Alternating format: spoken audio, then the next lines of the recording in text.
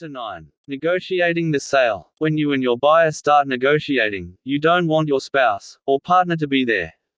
If your buyer should try to negotiate a lower price, or better terms, and etc., you can always say something like, "Gee, I really would like to sell you this home, but I don't think my wife, husband, partner would ever agree to that. Is that the best offer you can make?" Then tell them you will check and get back with them later. In negotiations, this is what's called the higher authority tactic. It's probably been used on you by a car salesman. Even if their offer is one you can live with, you can usually make it a little better if you make your spouse, or partner, the bad guy, someone that won't agree to their offer. If you can't get them to make the offer any better, then use the trade-off tactic. If I do that for you, what will you do for me? If you aren't sure you want to go with their offer, try to stall them off a few days and see if you can get a better offer. But remember, they might also find another home they can buy and you've lost a sale. I recommend that if you have the chance to make a quick sale, and it's good for you, do it and move on to the next one. Don't get too greedy. Someone told me that pigs get fed, hogs get butchered. Being a little piggish is okay, but don't be a hog. If your buyer doesn't have as much of a down payment as you would like, see if they could make larger monthly payments in exchange for a smaller down payment. Maybe they would agree to pay a little higher interest rate, or maybe an extra payment or two at the end of the note. Be flexible and keep negotiating and asking questions, until you get an agreement that's good for both you and your buyer. Make the payments affordable. Use common sense and simple math to determine if your buyer can afford not only the payments on the mobile home, but also their other monthly living expenses as well. Your buyer's credit application should state what their salary is, so don't let them agree to pay $300 per month when simple math tells you they can't afford more than $200. If you do, you are not only doing your buyer an injustice, but you will be causing problems for yourself. If the payments are more than they can afford, chances are that within several months they will be in trouble, and instead of getting your payments, you will get excuses. Then you will probably be forced to take action to either repossess the home, or modify your note and lower the payments in order for them to stay in the home. So make the deal affordable for your buyer to begin with in order to avoid future problems. On one of our sales, we first structured the note at 12.75% for 36 months. When the buyer added up what the rest of his monthly bills would be, he felt he might have a problem making the mobile home payment that we had first agreed on. He asked me if I could make him a little lower. I said, "Sure, no problem, trade-off time." After punching some numbers, I agreed to lower the monthly payments, increase the interest rate to 18%, and extend the term of the note from 36 months to 48 months. The buyer was happy because he now had more affordable payments, and I was glad I was able to solve his problem. Give your buyer a choice. Several times when I was negotiating the sale price with my buyers, I've run into this situation. The buyers would point out a bad place in the floor, carpet that needed replacing, or whatever the problem was, and want me to lower the price, or change the terms. My answer would be, I know it does need some fix-up, but that's why I'm selling so cheap, and offering such good terms. Then I would say, I can have all these problems fixed if we can adjust the price. Would you like that better? Then I would offer them 2 or 3 different choices. Here's how we sold one home that needed some fix-up, and the buyer wanted me to lower the price. I made him the following offers. 1. $4,000, cash, as is. 2. $5,000, as is $500 down and financing. 3. $6,000, fixed up, $1,000 down and financing. He now had several choices to pick from, and either one he picked was still good for me. He picked the $4,000 cash, as is offer. A splendid choice, I thought. Add something with the mobile home. Consider this idea when selling a home. Suppose you have something you no longer want, or can't use, and you want to sell that item and get full value. Maybe you just bought a new car, or truck, and kept your old one because the dealer wouldn't allow you much for it. When you trade your car in for a new one, you usually just give them yours, and buy theirs. Here's what we did one time. We purchased a new car and kept the old one. We had a mobile home for sale and the buyer also needed a better car than what he had. We packaged the car and mobile home together, sold with a small down payment, and carried a note for the balance. We were able to get a better price for the car and the mobile home than we could have by selling each separately. So think of something you no longer want, and would like to turn into money. It could be a car, truck, camper, furniture, or appliances. There's a good chance the people buying that home would need these items. Think of anything that you may be able to put with the home to improve your position, and fill the buyer's needs at the same time. You could locate a used deck, or storage shed that could be bought cheap. If so, include it in with the home for a better price. If the buyer needs something, buy it wholesale and sell to them retail with the home. Be creative and think of ways to improve your position. Negotiable and reasonable. When someone calls on one of our ads and asks what the down payment, or the monthly payments will be, I normally don't name a figure. I tell them that it's negotiable, but if it's reasonable, 2 dynamite words, learn to use them. I'll try to work with them.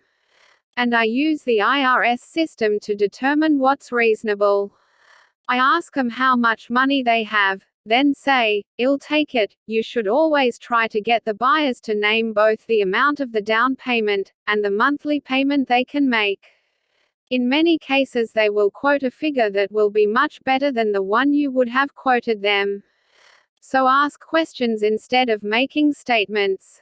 One time I showed a home to a woman and I would have been happy with a $500 down payment. When I asked her how much of a down payment she had to work with, she said $3,000.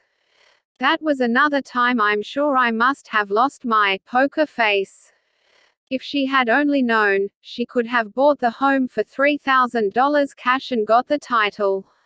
The price I advertised it for was $4,900, and with that much of a down payment, she never asked me to lower the price, or made any comment about the interest rate I was charging. In another case, when I asked the buyer how much she could pay down, she said $2,000. Now, suppose I had already told her that I wanted $500 down, what would my chances have been of getting $2,000? In this particular case, the buyer needed a smaller monthly payment than what we normally try for. On a sale like this, we usually try to average $200 monthly. But her husband had just passed away and she only had his retirement check, and a small social security check, wonder who named it a security check, to live on, and wanted to know if she could pay around $150 per month. Since she was able to make a much larger down payment than I was expecting, I was able to structure a note so that her monthly payments would be $157 for 48 months. This is a longer payback period than we usually go with, but we only paid $4,000 for that home and sold it 4 days after we bought it for $7,900. So our yield was good enough. Buying right allows you to be very flexible in structuring terms and payments for your buyer. So, develop a habit of asking a lot of questions instead of making statements, and you will sometimes get some very pleasant surprises. If they quote a figure I don't like, I just say, "Oh, I don't think I could go that low." Or, "Is that the best you can do?" Then I use the higher authority, or bad guy, technique. I have to check and see what my wife, or my partner thinks about that. While we're on this particular mobile home, I'd like to show you how the owners of that home went from being unmotivated sellers to very highly motivated sellers. This illustrates my point of how people's circumstances can and do change, and why you should stay in touch with them. I called on this home when it was first advertised in the paper for sale. This home was 13 years old at the time, 14x60, and was in excellent condition. The asking price was $5,900. The owners were leaving the range, refrigerator, curtains, a new air conditioner, deck and storage shed. It had nice carpet and vinyl skirting. It was in a nice park and on a nice well-kept lot. It was probably the best-looking home and lot on the street. When I called the owners to inquire about this home, They told me they had bought a house and needed to sell their mobile home before moving. I could sense they were very anxious to sell. They even volunteered to tell me that the price was negotiable. We went to look at the home and was amazed to find it to be in such excellent condition. By asking questions, I found out they had first priced the home at $8,000, and like most sellers, needed all cash. They wanted to buy a single-family house, but couldn't buy one until they sold the mobile home. They had now located their dream house and were ready to deal on this mobile home. After some negotiating, I asked them if they would take $4,000 right then. Their answer was, yes. They still owed money on this home to an out-of-state bank. Of course, the bank would have to be paid off in order to get the title. When I asked the woman how much the lien amount was, she said, "You don't really want to know." So it must have been considerably more than the $4,000 she had agreed to sell the home for. After we agreed to buy the home for $4,000, the sellers then asked me if I would make out the purchase agreement and advance $2,000 on the purchase price. They didn't have enough cash to pay the lien off without the $2,000, so they wouldn't be able to deliver the title. I checked with the park manager and learned that they had been living in that same home for years, had never been late on the lot rent, and had been excellent tenants. So, I agreed to advance the $2,000 to help pay off the lien. When they received the title, they called and I paid the balance of the money and got the title. 4 days later we sold that home for $7,900. So here was a home worth much more than what we paid for it, but the sellers had been unable to sell because they couldn't find a buyer that could come up with the cash. Finally, they reached a point where they were motivated not only to sell at a low price, but had to come out of pocket with more money in order to pay off their lien and get the title. Remember what I said earlier, even though the listed price is more than you want to pay, call anyway. You just never know when you might find a seller that will accept an offer you can't refuse.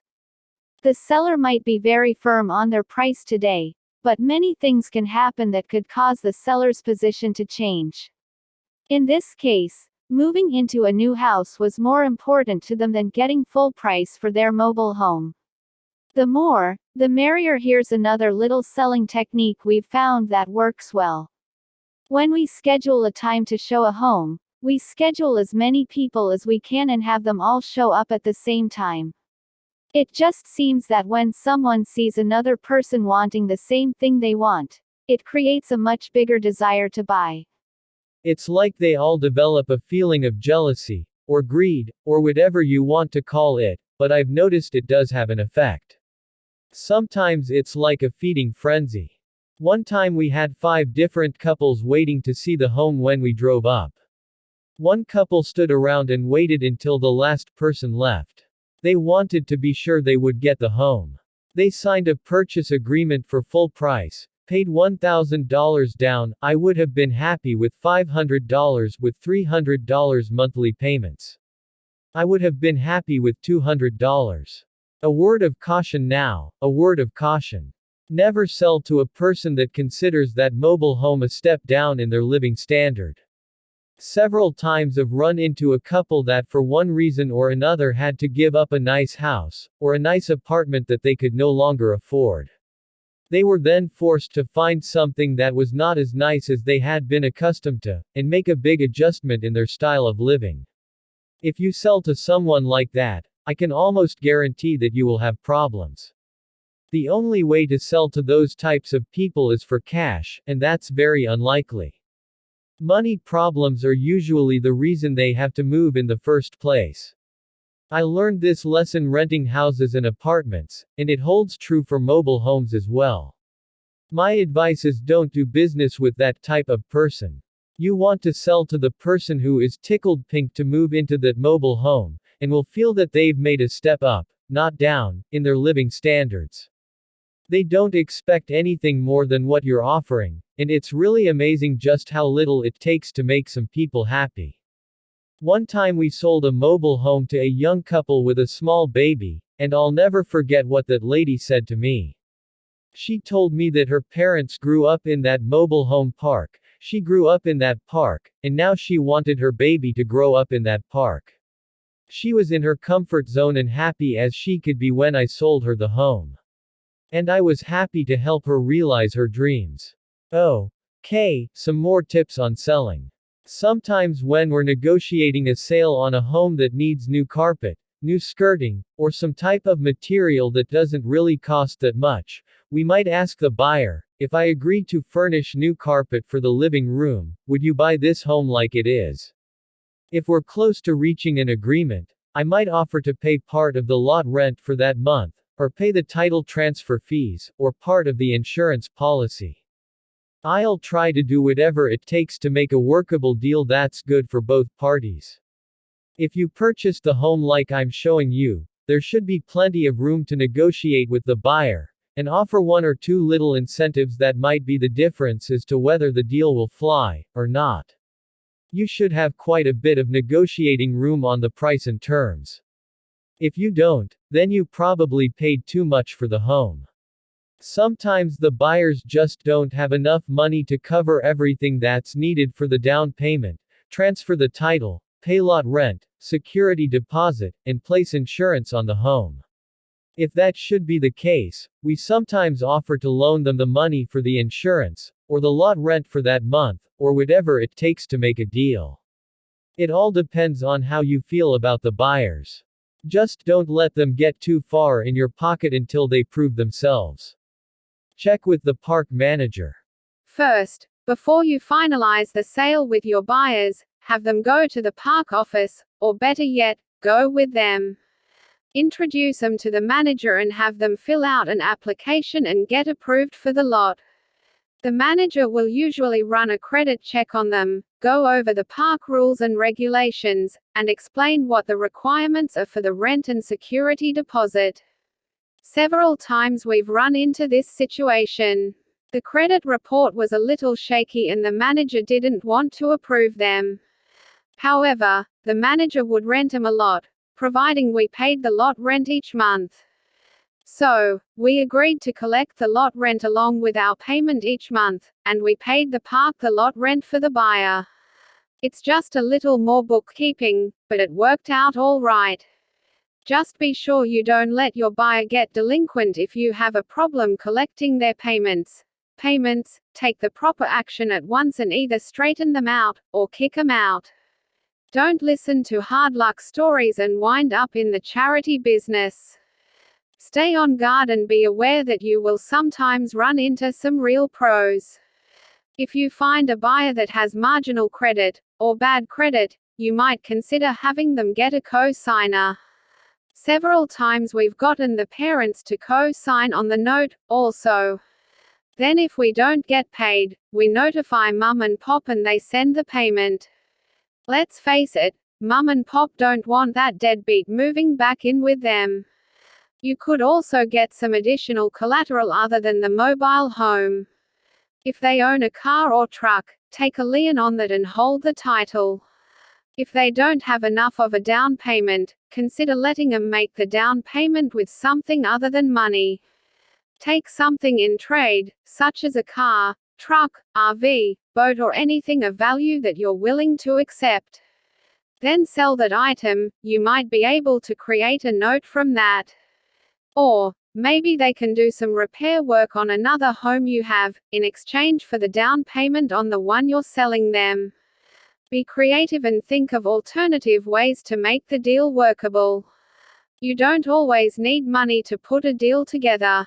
So think of something that will take the place of money. Once you find a potential buyer, have them fill out a credit application and run a credit check. If you don't belong to a credit reporting bureau, ask the park manager if they will share their report with you, providing the applicant will agree to it. But, be absolutely sure you get written permission from your buyers before you do. Don't ever pull a credit report on someone unless you have written permission from that person to do so. A copy of my credit application is in the appendix section. The best tranquilizer is a clear conscience.